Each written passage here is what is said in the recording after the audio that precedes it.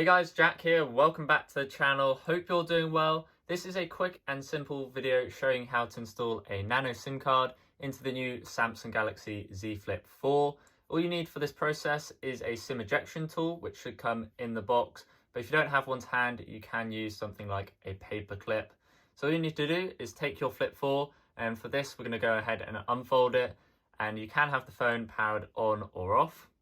And then go to the left hand side. And in the top half, you'll see the SIM tray slot up there. In some countries, you also have an antenna break for the millimeter wave, but in my country, we don't. So it's just the SIM card slot up there, and you can see a little hole. So we just go ahead and pop the tool into the hole, push down firmly, and it will pop out like so. And you can see a little message saying the SIM tray has been popped out.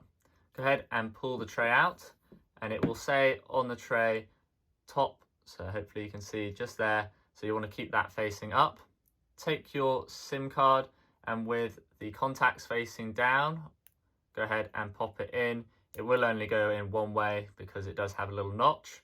And then with the contacts facing towards the back of the phone, go ahead and just slide it back into the slot there and make sure it is flush so that it keeps the phone's water resistance.